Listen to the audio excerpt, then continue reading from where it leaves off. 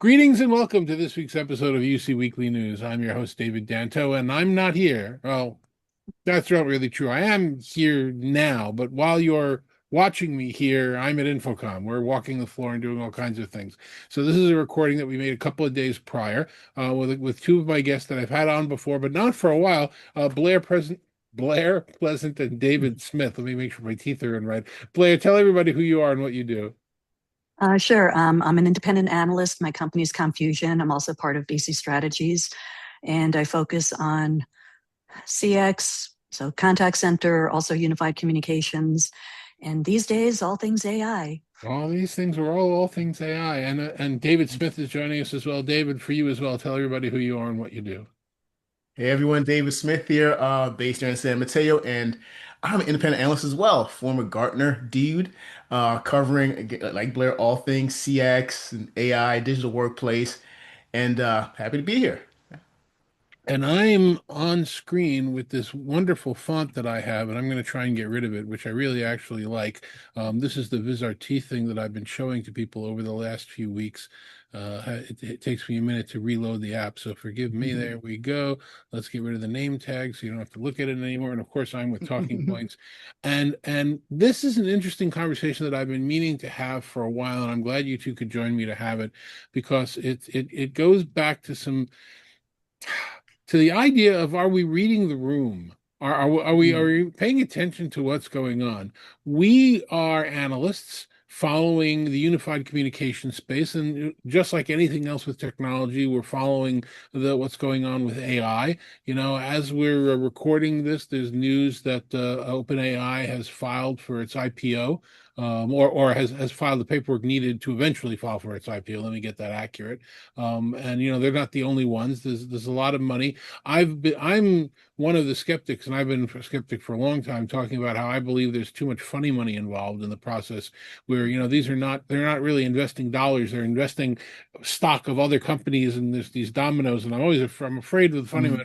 But putting all of that aside, I certainly get some good productivity gains using AI. I'm sick of the word. I'm sick of agentic because people don't understand how to use it, and there really isn't any agency in what we're dealing with, or at least not very much.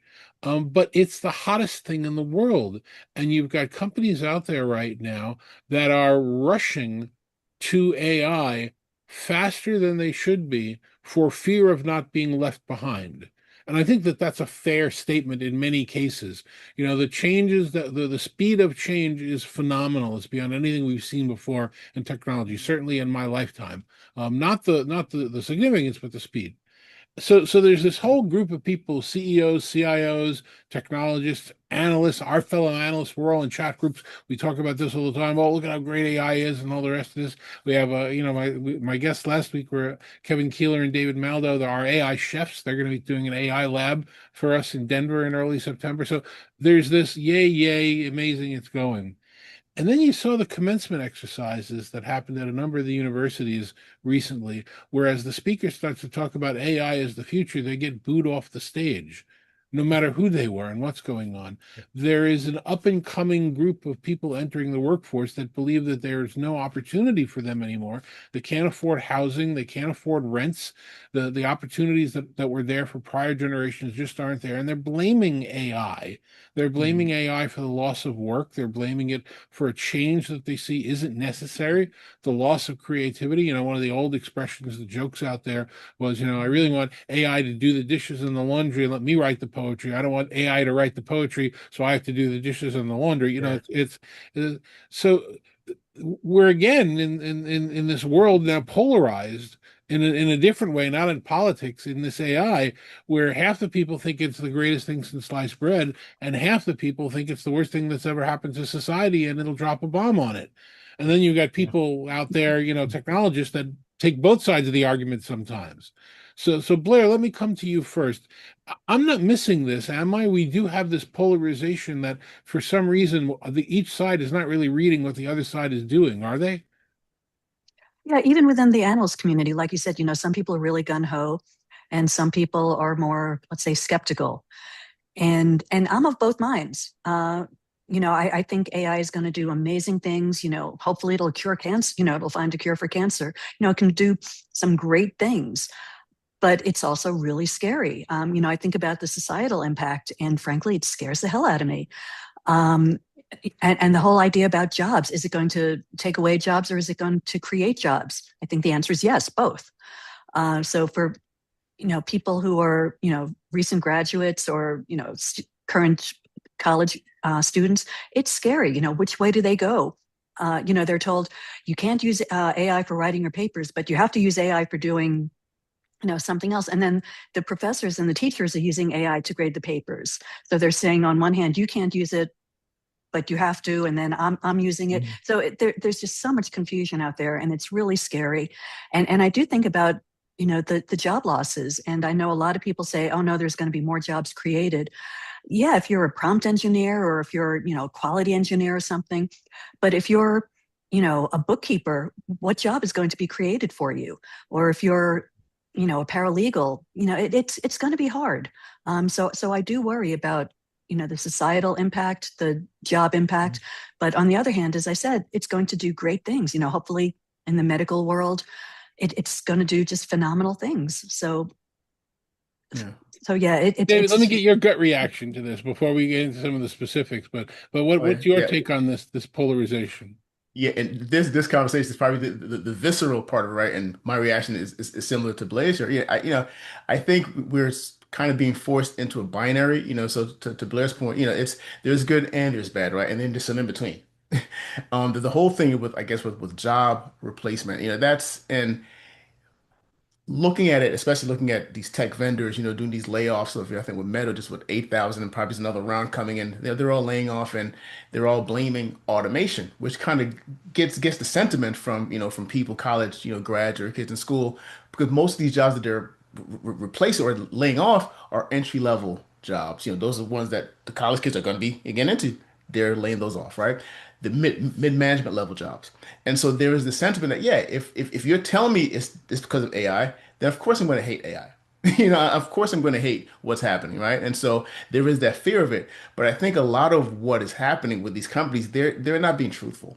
I think a lot of it is capital reallocation, where they're saying they're laying off for this, but we can't. And I think we had a little conversation offline before this recording, where Dave was talking about some statistics, and I think the statistics bear that there is no correlation of any sort of ROI gain from these companies doing these layoffs. There's no correlation, right? So what they're saying about it's being AI, it's not. I think it's capital reallocation happening where they're reinvesting in things like AI infrastructure, but then saying the layoffs are because of AI. So my visceral reaction is, yes, AI is good. There's also some bad. There's harm to creators. For instance, guys, I'm a musician, music producer, songwriter, and I can. There's a tool called Suno AI that you can hum a melody in, do a clap track. It will take that input and create a full composition, like a full-on song with guitar parts and drums and bass, everything. And you're like, okay, that has to be a derivative work because where does it get that from?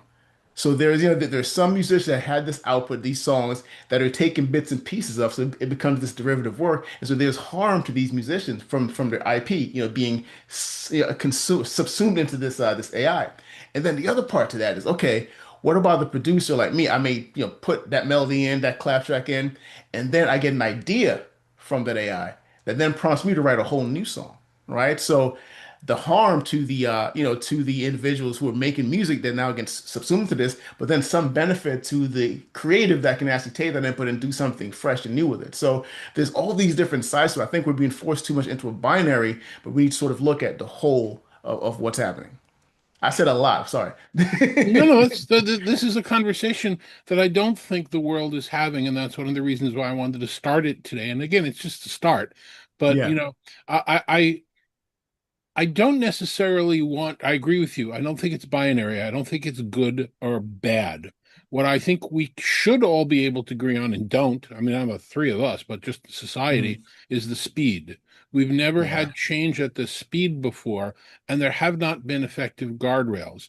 Let me give you just a Yeah. couple of stupid examples. Stupid examples. I was just on a cruise. It doesn't matter that I was or wasn't. But wherever you are, where you have professional photographers taking your pictures, you know how when they take your pictures and they want to sell them to you, so they send you this sheet of Mm, proofs, and they've got all these things in front of your face that you can't use it. Like it says Getty Images if it's a Getty image, or it's got these lines that says proof by whatever and going through because so you can see the picture, but you can't do that. mhm. You know what? You pop those into ChatGPT, it takes the lines off. Yeah, yeah, And all right, so what is that doing for this person's business? You know, that now absolutely. I Yeah, no longer need to buy that. I can just do it like that. You know, you were talking about, college papers, writing papers, things like that. You now have people, that we used to talk about this in the video game world. You don't want to you want to play the game, not play the program. We have people playing the program. If people are yeah. applying for jobs, they know they are writing to an AI reader. So they're not sending in resumes or cover letters that show their strengths or skills. They're sending in many cases, things that they're hoping will trigger being pulled out of the Mhm. stack. So we're Yeah, playing the program. And that's all because this happened too fast. And I blame some of the bigger companies like Google and Microsoft and some of the others that are not keeping a stable environment for long enough. Like I would yeah. suggest make changes once every quarter, not once every week, because It's not even once every week, it's constant. It's we're constant. losing Yeah. track. So I think part of it, the problem is the speed, and we can't Mhm. catch our breath with all of it. But the more harm than good is really going to be a good question. If we have this conversation in a year from now, Mhm. will we be discussing more harm than good?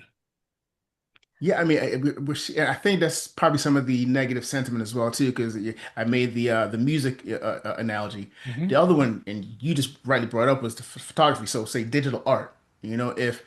If I'm an artist and and this is where I think it applies to the enterprises, because imagine a marketing team, involved in some sort of marketing campaign, their marketing supply, chain, whatever, and they're creating or using AI generated images, right? And say that image has some semblance of some logo from somewhere. They're now in legal exposure if that thing goes out, right? And so, how do Right. you, from a platform and architectural standpoint, now have guardrails and governance sort of prevent that from happening? So there are a lot of harms to the actual artist, for instance, that now they're taking their art, but also harms to the company if they're actually going to publish and use that stuff in actual enterprise campaigns. Mhm. And Blair, I'll ask you because this is me most of the time. I still use one of these things sometimes. It's like agent, agent, agent, agent, operator. We call for customer service. In many cases, frontline customer service is now AI or some level of AI, some level of automation. Bad, too early to have released. I mean, I'm generalizing, but I think that's fair, Blair, because like a hotel, when you're saying checkout time and it doesn't understand that, that would be one of the first things you train. So, how is this affecting the CX world, Blair? Yeah, it's huge on the CX world because contact center customer service is one of the areas where you can see the payoff really quickly, and it's easy to deploy as opposed to you don't have to totally do a transformation throughout the company like with some of these other AI projects. So deploying AI within the contact center has been really kind of the test case for a lot of companies. And again, in some cases it's great. You get that 24/7 service. You don't have to call during business hours. You can get the information when you want it, how you want it, with whatever channel. Sometimes it works really great. I mean, there have been times where it's like I get the information I need and it's really easy. And then there are other times where it's like this AI agent or whatever, chat agent doesn't have a clue what I'm saying, keeps telling me the same thing over and over when it's not the question I'm asking. So, Mhm. some of them have been deployed really well. Some of them have been deployed really poorly. So in some cases, it's not the technology. The technology can do some great things. It's how it's being deployed. And is it being tested properly? Is it has it been proven to scale properly so that it can serve thousands of customers at a time? Has it been deployed so that it understands all these different ways of asking something? So Mhm. some of this new agentic stuff, I mean, some of it really does work well. You can just have a natural conversation and get the information you need. And so it's much better than some of the deterministic stuff where it's set and you can only ask things in a certain way. And if it doesn't understand you, you don't get the information you need. So this Yeah. is one area where some of this agentic stuff really does work well. Again, can it do it to scale? That's something that we still have to talk about.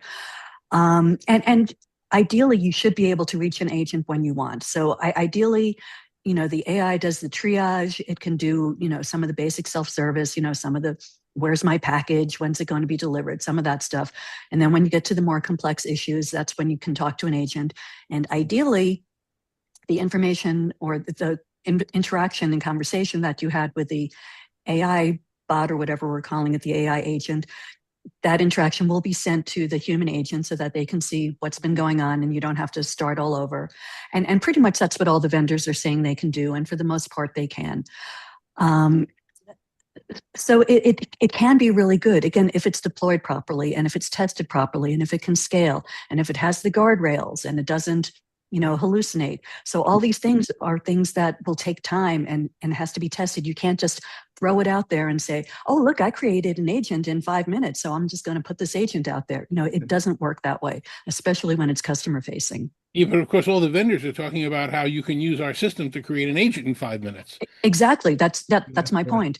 And you can do that. And I've seen, you can do it, but does it have the guardrails? Does it have the security? Does it have, all these other things that you need? So these things take time. So just throwing it out there and saying, wow, we created an agent, that's not the way it works. It really needs testing. And again, especially when we're talking about scale. So a lot of the vendors now are talking about doing, simulation so that they can test all these different personas and all these different types of things that maybe the AI agent wasn't expecting and needs to, it's okay, so it didn't answer properly for that question. Let's go back and feed in the correct information or, the right way of doing it. And then, have this whole learning loop, you test, you see what went wrong, then you correct it and feed it back in and start all over. So the vendors are talking about this, and a lot of them are doing it. So again, it's don't just throw AI out there. Take your time to make sure you're doing it right, and make sure it has those guardrails, because without those guardrails, we've seen what happens, and it's scary.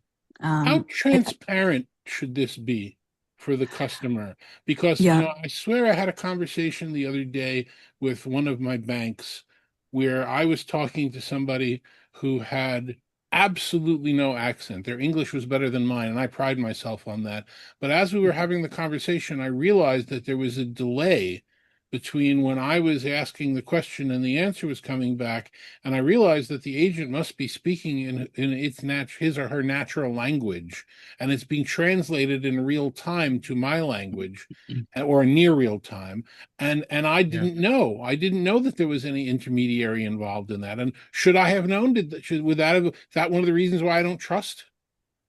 Absolutely. To me, I always talk about best practices, and that transparency is definitely one of those best practices. So, when you're just doing, a chat conversation, you should get that, little Android thing, showing that it's a chat agent, or, sometimes it'll say, I'm a chat agent, or I'm AI, whatever. Sometimes it says I'm still learning, be kind. But yeah, when you're talking to AI, you should know, and companies should be transparent about it. To your point, it's all about trust. If you think you're talking to a human and then you find out that it's AI, you may not trust it as much. So being transparent is really important and a best practice. We Yeah. had, David, let me get your opinion. We had a while where a lot of contact centers were sent offshore to save money. I would say probably about 20 years ago, roughly 15, 20 Mhm. years ago. And then a Mhm. number of the banks and other institutions made a point of saying, we're not offshore anymore. We're in America. We're going to be or in country, we're going to be serving this. You're getting Mhm. the issue around sovereignty in some of the European nations right now, where they're going to be using their own sovereign technology. Is Yeah. we're not using AI for this going to be a selling point going forward to work with younger people, because it'll be a situation where it's more trustworthy? Are we approaching that now? I Wow. think so. And it's not just generation, it's not just young people, it's older, it's all generations as well. Um, so again, that's where I think the transparency comes out, or is important. If you say, you can get immediate service right now by talking to the AI agent, or you can, wait on hold for 10 minutes to talk to a live agent. So maybe giving people choices, I think, is the right way to do it.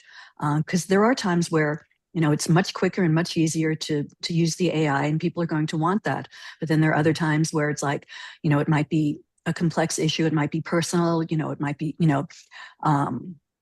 something where you really want that empathy, and you want to Mhm. talk to a human. So I think giving a choice is the right way to do it. So I don't see too many companies doing that yet, but to me, that's what I would like to see. But I do see some backlash, from consumers, and a lot of times they're like, I don't want to talk to AI, just get me straight Yeah, to a person. So I think yeah, in some cases saying, you can talk to a live person if you want, is going to be beneficial to both the business and the customer. yeah, yeah. David, what do you think? Like, Do you think it'll be a selling point at some point? I think so because right now, and to your point, and Blair's point, we are seeing that level of customer frustration. When they're in these loops and they're trying to get out of this loop and to talk to a real life person. So there is a lot of friction happening. So I think a selling point will be more trust and transparency, right, and more options for. I mean, just from a CX perspective, give the customer more options to reach a human agent. Well, it's just like right now, when you call into customer service or whatever, say for faster service, go to Mhm. www whatever, go Mm. online and we can. So maybe it'll be the same thing. Maybe for for longer Yeah, service, you can talk to somebody, but for faster service, we can help yeah. you with AI. Yeah, All right, and so the problem too, I think, and Dave, you may have brought up earlier, is the speed of the stuff. We're going too fast, and so what's the drawback to that is architecturally these systems aren't ready. So we're having these issues with with customers calling in and not being able to have full context of their situation and get to a human agent with some empathy. So I think there are architectural gaps, where there isn't a real context layer in some of these offerings that we're seeing. The demos on stage look good because there's limited context, but in a broader context for the whole customer journey, that's where they're starting to fail in production deployments.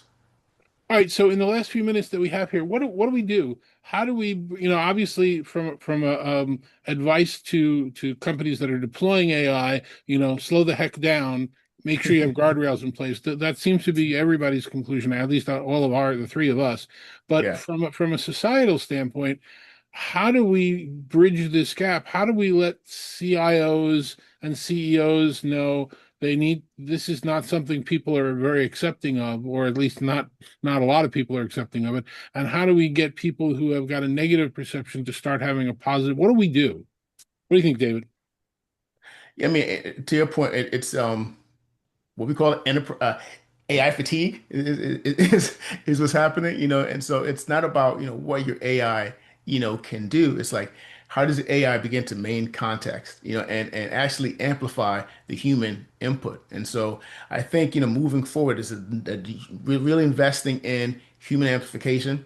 How does AI actually help human? How do you build more trust and transparency in your messaging as well, too, of what your AI can do from a tech vendor perspective, and for enterprise end user organizations, is how do you sort of mitigate this frustration with AI taking jobs and this fear of AI, and sort of message better what you want, how you want to improve the human experience for the most part. Okay, what do you think, Blair? What can we do as a society to try and bridge this gap a little bit? Well, as you said, the main thing is to slow down, Mhm. um, and and I think it's, do no harm, and focus on what AI can do really well to Mhm. help society, and be really cautious about, how it might be misused. I know we talked about previously some things that maybe we can learn from some of these other tech trends, like with the internet. The internet was, when it came out, it was great. You could connect with people Mhm. and bring people together. But then you've got, so much polarization and so much, just horrible stuff up there. So we have to really be Yeah. cognizant of, how to use this for good. And then there are going to be bad players, and we have to be really careful about that. So I think, regulations are going to be important. I know a lot of people are against that, but I think governments and businesses themselves. We have to do some monitoring and think about regulations and how to do this properly so that it can be a force of good and not evil. And Yeah, and if you think about cloud and mobility, you mentioned those trends before. I mean, those took what, like a decade to mature, right? And so, with the whole point of this going moving way too fast, I think we're the best place for AI is when it begins to move into the utility framework where you don't see it, where it's just helping the human. Right now, they're trying to move way too fast with it and trying to use to take over what people will do. But no, AI can replace some autonomous routine stuff, but don't let it replace the human because that's not the intent or should be intent. And one of the interesting ironies here is that the most one of the most important teams as it relates to these transitions are the PR and communications and marketing teams at these large companies, which are the exact groups that are losing people to AI. But framing a message so that it doesn't come across as being evil is going to be one of the most important measures of success going forward. So this is just the start of this conversation. We could go on for hours. Lord knows on back channels where us analysts talk all the time, we do go on for hours, and this is what we talk about at meetings, and this is what vendors talk to us about. But it's a complicated situation, and I don't think to be reflective just for a minute and hold me to being honest, Blair and David, I don't think we as analysts, the collectively, are reading the room correctly. I think we've gotten Yeah. too far on board with this. And I don't think anybody has said, hey, wait a minute, there's a whole bunch of people that think this is terrible. And we're not really reflecting their opinions in what we're writing and saying and doing. So I think the job's on us as well to say, hold on a second, more so than we have. Hey, just a minute. So anyway, that's my thoughts. Blair, if somebody wants to talk to you more about this or about anything else, how do you suggest they get in touch with you? Probably LinkedIn is the best way. I'm very visible on LinkedIn, or my email is bpleasant@confusion.com. Awesome. Thanks very much for joining us this week, Blair. And David, same question to you. How would you want somebody to re-engage with you? Yeah, sure. So similar to Blair, Dave Smith on LinkedIn. That's probably become the most connection I have with my network. None of those other cesspool of social sites will work. And my email is dave@infloanalysis.com. Terrific. Blair, David, thank you very much. Like I said, I am on the show floor at InfoComm, which is in Las Vegas this year, taking in all the sites, recording video, looking at some new products, talking to some manufacturers. And a week from today, you'll start to see some of those videos on the show. But until then, thank you very much for watching and listening to us. We'll see you next week.